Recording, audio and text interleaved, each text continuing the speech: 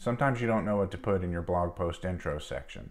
So in this video, I'm going to give you some tips on how to make blog post intros for your own articles, how to make them effectively, how to keep them short and to the point and get straight to the content. So let's jump into my computer and I'll show you an example that I have ready, and we'll talk about some of the components of the intro, what I think you should have in one, what to avoid, and just some general tips for writing blog post intros. Let's take a look.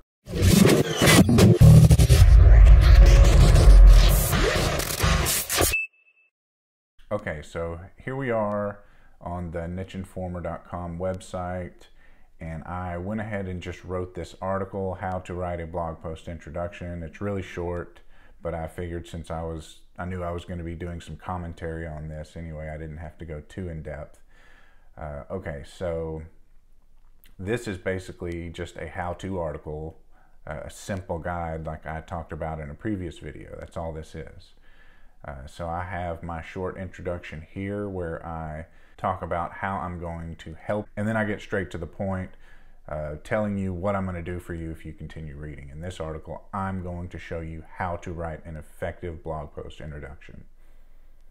So we basically just introduced the topic and told you that we're going to solve your problem. So let's look at the list of tips that I have here. First is address the topic right away. You want to immediately address the topic at hand and don't lose the reader in the first few sentences of your blog post. So here I'm giving an example of how to keep bread from getting moldy, if that was your topic. So if that is our topic, we want to mention that almost immediately. So here I have the first line as, having your bread get moldy before you can eat it can be frustrating, but there are things you can do to make it last longer. So what I've done here is immediately identified what we're talking about and then sympathized a little bit with the reader. It can be frustrating.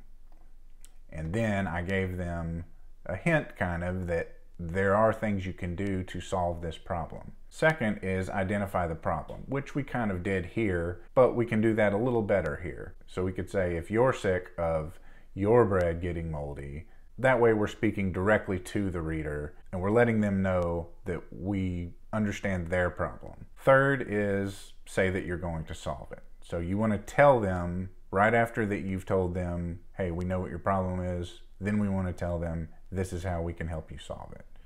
So if we continued on with that line, if you're sick of your bread getting moldy well before you're ready, then you're in luck, because in this article, we're going to show you how to keep your bread from getting moldy. And number 4 is to keep it short. I try and stay between 75 and 150 words in the majority of my blog post introductions. Sometimes I've seen them significantly longer and they worked. Other times I've seen like 30 words and they work. This is just a loose guideline to follow, but this, in most cases, I find this to work, about 75 to 150 words. Number 5 is to speak directly to the reader, and you saw some of that here. If your bread is getting moldy well before you're ready. So we're talking to the reader there, and that's important because it allows you to engage with your reader. I think increases the chances that they're going to stick around on your site longer. And another one that you saw up here is to sympathize with your reader. So after you've identified the problem, tell the reader the emotion that that can cause and that you understand that it can cause that emotion. So in this case, it can be frustrating. It might be something else for another topic. So those are the 6 short tips I wanted to share. And then I wanted to go over, if we put this example together, then I wanted to go over this. So how to keep bread from getting moldy, parentheses 9 tips. And here's what our intro would be composed of. Having your bread get moldy before you can eat it can be frustrating, but there are things you can do to make it last longer. If you're sick of your bread getting moldy well before you're ready, then you're in luck, because in this article, we're going to show you how to keep your bread from getting moldy. So here we're going to give them a little bit of a hint of what's in the article. I've got a list of 9 helpful tips and hacks that are sure to make your bread last longer and stay fresher.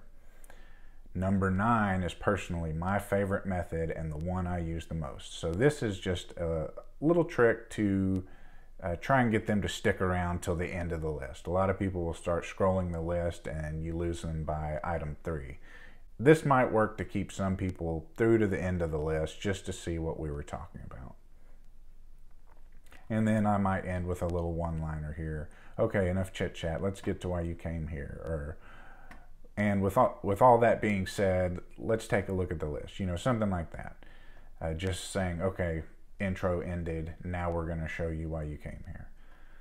And then we'll go straight to the first H2, which is going to be the H1 pretty much.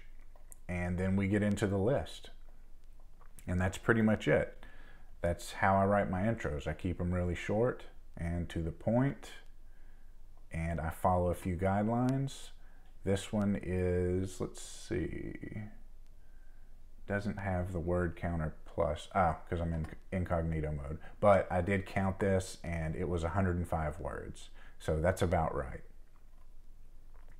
And yeah, so here are a few things, just some bullet points of things that was going on in this intro. So it was short and to the point, 105 words.